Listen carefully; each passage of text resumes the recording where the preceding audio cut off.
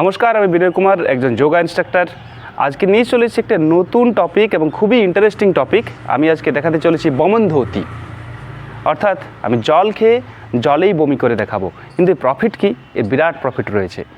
যোগশাস্ত্র মতে বলছে যে বমনধৌতি যদি কোনো ব্যক্তি সপ্তাহে 2বার বা 1বার অভ্যাস করে, তাহলে তার কখনো পেটের সমস্যা হবে না এবং ইন্টারনালি যে অর্গানগুলো থাকে সেগুলো খুবই শক্তিশালী হবে এবং স্কিন ভালো থাকবে, হজম শক্তি দুর্দান্তভাবে বেড়ে যাবে ইত্যাদি।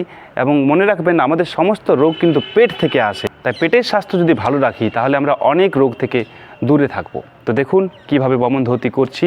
বমনধৌতি করার জন্য কিছু জিনিস আমি আগে থেকে রেডি করে রেখেছি, আপনাদেরকে দেখাচ্ছি। তবে অনুরোধ, ভিডিওটা আপনারা স্কিপ করবেন না। স্কিপ করলে কিন্তু বোঝা যাবে না। এটা একটা শিক্ষণীয় বিষয়, আপনারা মন দিয়ে দেখুন।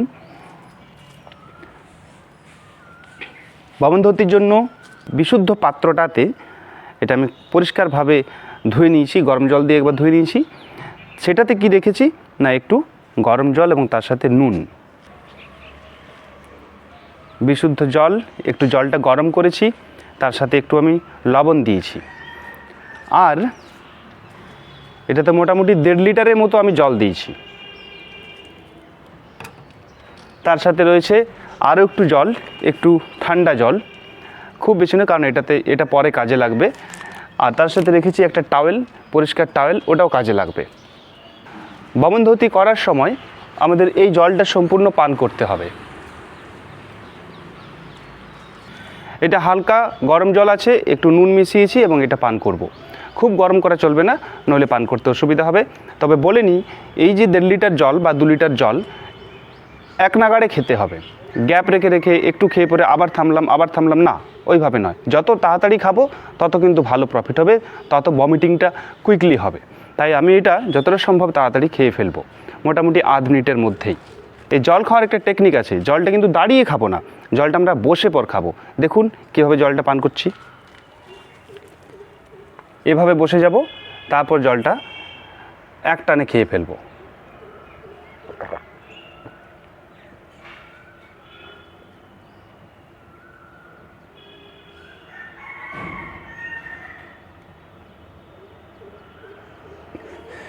যত তাড়াতাড়ি জলটা পান করবেন, ভমিটিং তত ভালো হবে।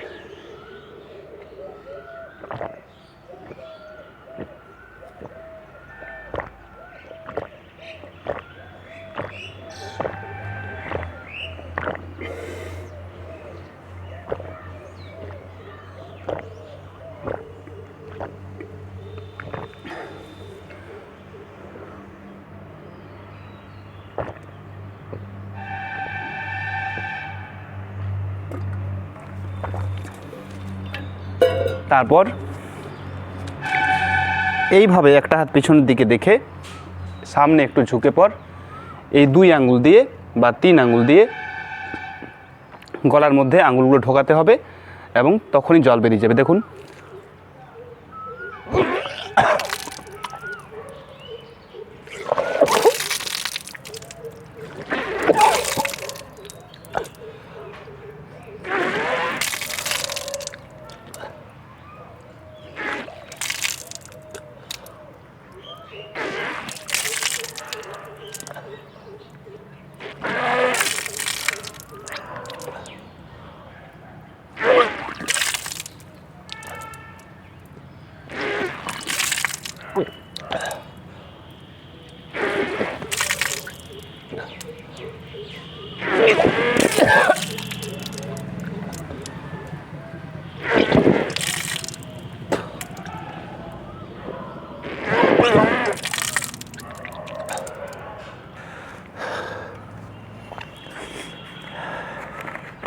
ভমিটিং করার পর একটু হাতকে এবং নাক মুখ একটু ধুয়ে নেবেন।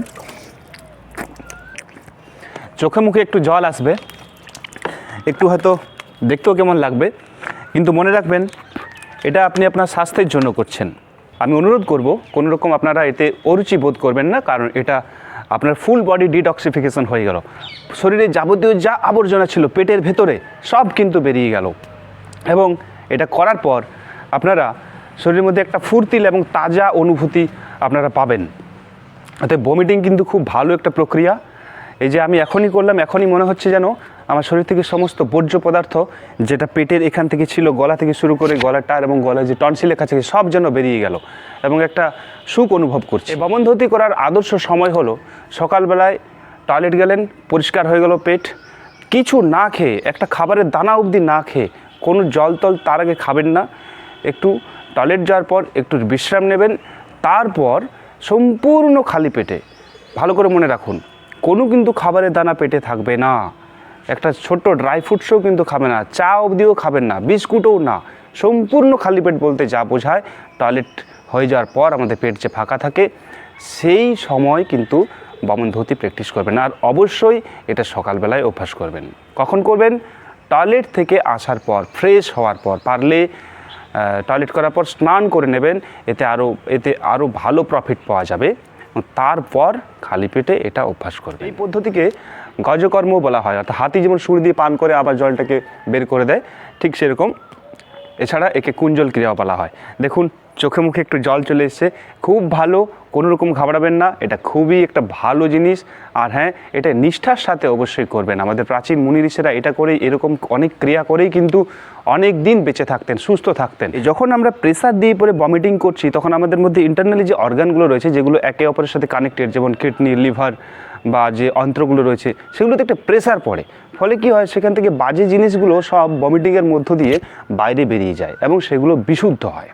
তাই এটা করার ফলে কিডনি ভালো থাকবে, লিভার ভালো থাকবে, তারপর আমাদের পেটের ভেতরকার যে অন্ত্র সেগুলো ভালো থাকবে, পেটে অ্যাসিড ঠিকঠাক ক্ষরণ হবে। যাদের খুব গ্যাস হয় তারা যদি সপ্তাহে 1 থেকে 2 বার এটা অভ্যাস করেন তাহলে গ্যাসের সমস্যা থেকে রেহাই পাবেন। যাদের আমাশয় হচ্ছে, পেট খারাপ মাঝে মাঝে লেগেই আছে, তারা যদি এটা অভ্যাস করেন তাহলে সেটা থেকে রেহাই পাবেন, অবশ্যই রেহাই পাবেন। এমনকি যাদের স্কিন খসখসে হয়ে যাচ্ছে, স্কিনের মধ্যে জেল্লা থাকছে না, তারা যদি এটা অভ্যাস করেন তাহলে স্কিনের মধ্যে তাদের জেল্লা ফিরে আসবে। স্কিনের যত্ন বলা ভালো এইটার জন্যই পেয়ে থাকি এবং স্কিনের ক্ষেত্রে এটা খুবই উপকারী। আজও আমার স্কিন কিন্তু ড্রাই হয়নি, শুধু এই বমনধৌতির জন্য। এছাড়া আমি রেগুলার ব্যায়াম প্র্যাকটিস করি বলে স্কিন ভালো থাকে, হজম শক্তি ভালো হয়। তো আপনারা যদি বমনধৌতি প্র্যাকটিস করেন তাহলে অনেক উপকার পাবেন। তবে যাদের পেটের সমস্যা রয়েছে, বিশেষ করে যাদের অপারেশন হয়েছে বা লিভার বেড়ে গেছে, তারা কিন্তু বমনধৌতি করবেন না। আর ছোট বাচ্চারা তারাও কিন্তু বমনধৌতি করবে না। বমনধৌতির পর আপনারা ভালোভাবে একটা পরিষ্কার টাওয়েল নিয়ে চোখ মুখ মুছে নেবেন।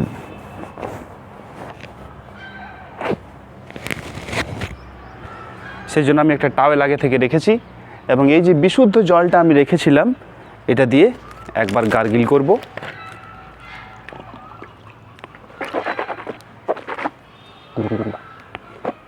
একটা কথা বলতে ভুলে যাচ্ছি, এই যে ব্যাড ব্রেথ নিয়ে যেটা কথা বলছিলাম, অর্থাৎ মুখে যে দুর্গন্ধ হয় সেটা কিন্তু এটার মধ্যে দিয়ে সেরে যায়। কারণ আমাদের যে টনসিলে খাবারের দানা লেগে থাকে এবং সেগুলো জমা হতে হতে হতে হতে একসময় সাদা বড়ির মতো হয়ে যায় এবং যখনই আমরা কাশি বা হাচ্য করি তখন কি হয় না, ওই সাদা অংশটা বেরিয়ে যায় এবং সেটা যদি হাতে নিয়ে দেখেন সে ফুলকপি দানার মতো দেখতে লাগে এবং সেটা টিপলে, মানে সেটা হাতে নিলে খুব বাজে গন্ধ করে।